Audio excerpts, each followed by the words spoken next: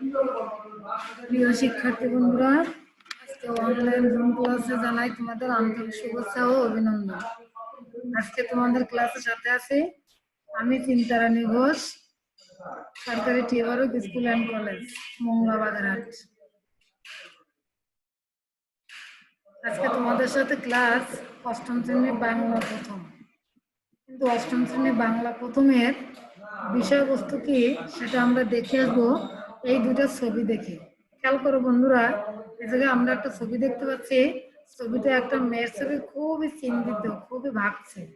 আর একটা ছবি দেখতে পাচ্ছি, সেটাতে আমরা দেখতে পাচ্ছি একজন নিশ্চয় এরা স্বামী স্ত্রী কাজ করছে। তাহলে এই দুটো ছবি দেখে আমরা বুঝতে পারছি যে আজকে আমাদের বিষয়বস্তু কি হতে পারে। আজকে আমাদের বিষয়বস্তু ভাব ও কাজ, কাজী নজরুল ইসলাম। দেখো বন্ধুরা, এই ক্লাসে আমাদের শিখন ফল কি হতে পারে সেটা আমরা একটু খেয়াল করি। প্রবন্ধের নির্বাচিত অংশটি প্রমিত উচ্চারণে পড়তে পারবে। প্রবন্ধের নতুন অপরিচিত শব্দের অর্থগুলো বলতে পারবে। দশচক্রে ভগবান ভূত এই বাক্যটি সম্পর্কে বর্ণনা করতে পারবে। এখন আমরা লেখক পরিচিতি দেখে আসি। কাজী নজরুল ইসলামের জন্ম 1899 খ্রিস্টাব্দে বর্ধমান জেলা চুরুলিয়া গ্রামে। দেখো বন্ধুরা, এর পাশাপাশি একটা বাংলা সালও দেওয়া আছে 1306। সাপ্তাহিক বিজলি পত্রিকায় তার বিদ্রোহী কবিতা প্রকাশিত হয়। তিনি কবি ছিলেন, সাহিত্যিক ছিলেন, সৈনিক ছিলেন। 43 বছর বয়সে তিনি কঠিন রোগে আক্রান্ত হন।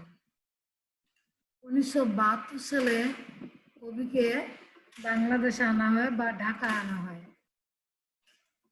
1976 সালে তারা বাংলাদেশে নাগরিকত্ব প্রদান করা হয়। উল্লেখযোগ্য গ্রন্থ তার অগ্নিবীণা, বিশেরবাসী, সর্বহারা, হিন্দু হিন্দল, আরো অনেক কিছু আছে। তার মৃত্যু 1976 সালের 29 আগস্ট ঢাকায়, এবং তাকে ঢাকায় তার ইচ্ছা অনুযায়ী কবর দেওয়া হয়। তার কাব্যগ্রন্থ অগ্নিবীণা, বিশেরবাসী, সাম্যবাদী, সর্বহারা, সিন্ধু হিন্দুল, চক্রবাক। তার লেখালেখির ভিতরে পার্থক্য করা আছে বা আলাদা করা হয়েছে। এগুলো হলো তার কাব্যগ্রন্থের নাম। এর থেকে তোমাদের টিকের প্রশ্ন আসতে পারে, সাম্যবাদী তার কোন ধরনের লেখালেখি। এই জন্য এগুলো তোমরা একটু খেয়াল রাখবা। উপন্যাস, মৃত্যুক্ষুধা, কুহেলিকা। তাহলে তার দুইটা উপন্যাস আমরা এখানে দেখতে পাচ্ছি। এরপরে গল্প গ্রন্থ ব্যথার দান, দিক্তেবেদন, শিউলিমালা। এরপরে প্রবন্ধ গ্রন্থ যুগবাণী, রুদ্রমঙ্গল। নাটক ঝিলিমিলি, আলেয়া, মধুমালা। দেখো বন্ধুরা, আমরা এক নজর দেখে আসি তার কাব্যগ্রন্থগুলো কি, তার উপন্যাসগুলো কি, গল্প গ্রন্থগুলো কি, প্রবন্ধ কি, আর নাটক কি। এক নজর আমরা তার গ্রন্থগুলো দেখে আসলাম, এবং এই ভাগটাকে আমাদের মনে রাখতে হবে টিকের প্রশ্ন দেওয়ার জন্য। এখন আমরা মূল পাঠে ঢুকি। আমরা এ জায়গায় দুইটা ছবি দেখতে পাচ্ছি। টিচার ক্লাস নিচ্ছে। ভাবে আর কাজে সম্বন্ধটা খুব নিকট বোধ হলেও আদতে এই জিনিস দুইটা কিন্তু আসমান জমিন তফাৎ। ভাব জিনিসটা হইতেছে পুষ্পবিন সৌরভের মতো, একটা উচ্ছ্বাস মাত্র। তাই বলিয়া কাজ মানে যে সৌরভবিন পুষ্প, ইহা যেন কেউ মনে করিয়া না বসেন। কাজ জিনিসটাই ভাবকে রূপ দেওয়া, ইহা সম্পূর্ণভাবে বস্তু জগতের। তাই বলিয়া ভাবকে যে আমরা মন্দ বলিতেছি বা নিন্দা করিতেছি তা নয়। ভাব জিনিসটা খুবই ভালো। মানুষকে কবজা আনিবার জন্য তাহার সর্বাপেক্ষা কোমল জায়গায় ছোঁয়া দিয়া তাহাকে মাতাইয়া না তুলিতে পারিলে তাহার দ্বারা কোনো কাজ করানো যায় না। বিশেষ করে আমাদের এই বাপ পাগলা দেশে। এ জায়গার মূল কথাটা হলো, কোনো কাজ, কোনো কিছু করতে গেলে আমাদেরকে আগে ভাবতে হবে আমরা কি কাজ করব, কিভাবে করব, কার দ্বারা করব, কখন করব। এই ভাবনাটা অনুযায়ী আমাকে কাজটা করতে হবে। এরপর দেখো বন্ধুরা, খেয়াল করো, শুধু ভাব লইয়াই থাকিব, লোককে শুধু কথায় মতাইয়া মশগুল করিয়াই রাখিব, এও একটা মস্ত বদখেয়াল। এই ভাবকে কার্যে দাসরূপে নিয়োগ করিতে না পারিলে ভাবের কোনো সার্থকতাই থাকে না। তাছাড়া ভাব দিয়া লোককে মাতাইয়া তুলিয়া যদি সেই সময় কর্মগরম কার্য সিদ্ধি করিয়াই লওয়া হয় না, তা হইলে পরে সেই ভাবাবেশ কর্পূরের মতো উড়িয়া যায়। অবশ্যই এখানে কার্যসিদ্ধি মানে কার্যসিদ্ধি নয়। যিনি ভাবের বাঁশি বাজাইয়া জনসাধারণকে নাচাইবেন তাহাকে নিঃস্বার্থ ঋষি ত্যাগী হতে হইবে। তিনি লোকদিককে সূক্ষ্ম অনুভূতি বা ভাবকে জায়গায় তুলিবেন মানুষের কল্যাণের জন্য, নিজের স্বার্থ সিদ্ধির জন্য নয়। তাহাকে একটা খুব মহত্তর উদ্দেশ্য ও কল্যাণ কামনা লইয়া ভাবের বন্যা বহাইতে হইবে, নতুবা বানভাসির পর কলি পড়ার মতো সাধারণের সমস্ত উৎসাহ ও প্রাণ একেবারে কাদা ঢাকা পড়িয়া যায়। এই জন্য কেউ কেউ বলেন যে লোকের কোমল অনুভূতিতে গা দেওয়া পাপ, কেননা অনেক সময় অনুপযুক্ততা প্রযুক্ত হইয়া ইয়া হইতে সফল না করিয়া কুফলই ফলে। আগে হইতে সমস্ত কার্যের বন্দোবস্ত করিয়া বা কার্যক্ষেত্র তৈয়ার রাখিয়া তবে লোকদিককে সোনার কাঠির ছোঁয়া দিয়া জাগাইয়া তুলিতে হইবে, নতুবা তাহারা যখন জাগিয়া দেখিবে যে তারা অনর্থক জাগিয়াছে, কোনো কার্য করিবার নাই, তখন মহাবিরক্ত হইয়া আবার ঘুমাইয়া পড়িবে এবং তখন আর জাগাইলেও সে জাগিবে না। কেননা তখন যে তারা জাগিয়া ঘুমাইবে এবং জাগিয়া ঘুমাইলে তাকে কেহ তুলিতে পারে না, তা অপেক্ষা বরং কুম্ভকর্ণের নিদ্রা ভালো। সে ঘুম ঢোল কাশি বাজাইয়া ভাঙানো বিচিত্র নয়। এই কথাটা একটা মস্ত সত্যি, তাই এতদিনে আমরা ঠেকিয়া শিখিয়াছি।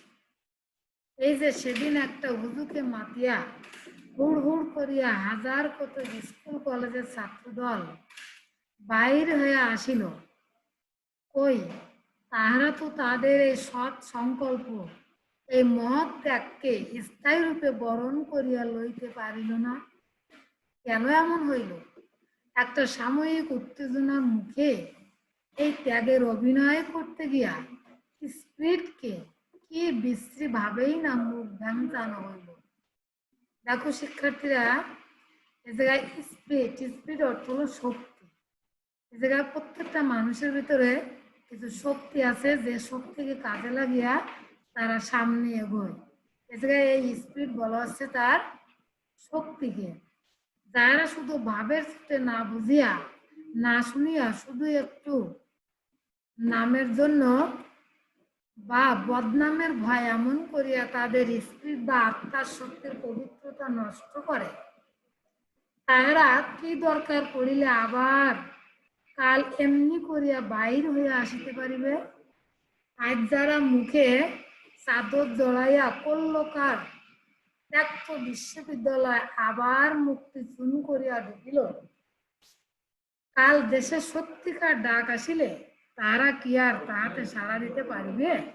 দেখো এই কথাটা কেমন? এই কথাটা হলো, আমার যখন প্রয়োজন নেই তখন আমি কথা বলছি, তখন আমি কাজ করছি, তখন আমি যা ইচ্ছা তাই করছি, কিন্তু যখন আমার প্রয়োজন হবে, আমাকে কোনো কাজে লাগবে, তখন আমাকে দেখে সে কাজে পাওয়া যাবে না। হঠকারিতা করিয়া একবার যে ভোগটা ভুগিল বা ভ্রম করিল, তাহার এই অনুশোচনাটা তারা কিছুতেই মন হইতে মুছিয়া ফেলিতে পারিবে না। বাইরে যতই কেন লাপরোয়া ভাব দেখাক না কেন, এখন সত্যকার ডাক শুনিয়া প্রাণ চাইলেও সে লজ্জায় তাহাতে আসিয়া যোগদান করিতে পারিবে না। এই রূপে আমরা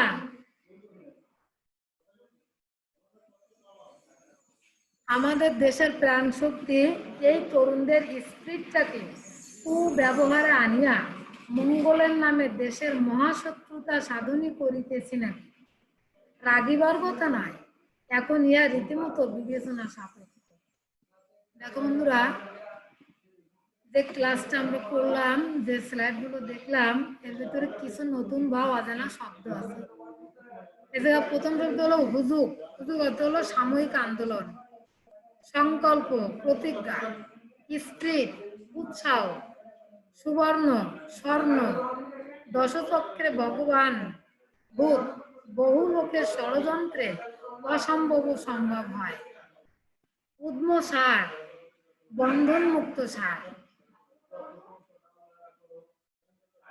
এ জায়গায় যে ক্লাসটা করা হলো, এর মূল কথাগুলো কি সেটা আমরা এখন খেয়াল করি বন্ধুরা। এর মূল কথা কি? মানুষকে উদ্বুদ্ধ করার জন্য ভাবের যথেষ্ট গুরুত্ব রয়েছে। ভাব ও কাজের মধ্যে পার্থক্য অনেক, কিন্তু কাজের যথাযথ পরিকল্পনা ও স্পৃহা ছাড়া অনেক ভালো উদ্যোগ ও সফলতা পায় না। কাজে সফলতা অর্জনের জন্য ভালো উদ্যোগের পাশাপাশি পরিশ্রমের প্রয়োজন। ভালো কাজের জনশক্তিকে উদ্বুদ্ধ করেই দেশ ও জাতির উন্নতি সম্ভব। এছাড়াও লেখক আবেগপ্রবণ থাকার কারণেই বাঙালি জাতির অবস্থা বর্ণনা করেছেন। কাজ ও ভাবের সমন্বয় না থাকার কারণেই বাঙালি জাতির উন্নতির সর্বোচ্চ শিখরে অবস্থান করতে পারে না। এজন্য লেখক ভাব দ্বারা মানুষকে জাগিয়ে তুলে যথাযথ পরিকল্পনা ও কাজের স্পৃহার মাধ্যমে উদ্যোগী হওয়ার আহ্বান জানিয়েছে। দেখো বন্ধুরা, এ জায়গায় মূল কথাটা কি আর একটু খেয়াল করো। মানুষকে উদ্বুদ্ধ করার জন্য ভাবের যথেষ্ট গুরুত্ব রয়েছে। তার মানে কি বলছে? ভাবটা অনুযায়ী কাজ করতে হবে। এই ভাবটা দিয়েই জনগণকে কাজে উদ্বুদ্ধ করানো যাবে, কিন্তু ভাবটাকে বাদ দিলে আমার কাজটা সুন্দর করে হবে না। ভাব ও কাজের মধ্যে পার্থক্য অনেক, শুধু ভাবলে হবে না, সেই ভাবনা অনুযায়ী আমাকে কাজটা করতে হবে। দেখো বন্ধুরা, এই কিছু মূল্যায়নের প্রশ্ন আছে। দেখো প্রশ্নগুলো তোমরা উত্তর করতে পারো কিনা, না পারলে আমার প্রশ্নের সাথে মিলাও। কাজী নজরুল ইসলাম কত খ্রিস্টাব্দে জন্মগ্রহণ করেন? 1899 খ্রিস্টাব্দে 24শে মে। কাজী নজরুল ইসলাম ভাব জিনিসটাকে কিসের সাথে তুলনা করেছেন? পুষ্পবিহীন সৌরভের মতো। যিনি ভাবের বাঁশি বাজাবেন তাকে কেমন হতে হবে? নিঃস্বার্থ ত্যাগী হতে হবে। কাজী নজরুল ইসলাম কত সালে বাংলাদেশের নাগরিকত্ব প্রদান করা হয়? 1976 সালে। এই যে একটা বাড়ির কাজ আছে, তোমরা বাড়ির কাজটার দিকে একটু খেয়াল করো, বাড়ির কাজ কি আছে। দেখো বন্ধুরা, যে একটা উদ্দীপক দেখতে পাচ্ছি, নন্দ বাড়ির হতো না বাহির, কোথা কি ঘটে কি জানি, চলিত না গাড়ি, কি জানি কখন উল্টায় গাড়ি খানি, নৌকা ভীষণ ডুবিছে ভীষণ, রেলে কলিশন হয়, হাঁটিতে সর্প, কুকুর আর গাড়ি চাপা পড়া ভয়, তাই শুয়ে শুয়ে কষ্টে বাঁচিয়া রহিল নন্দলাল, সকলে বলিল বেলারে নন্দ বেঁচে থাক চিরকাল। এটা উদ্দীপক।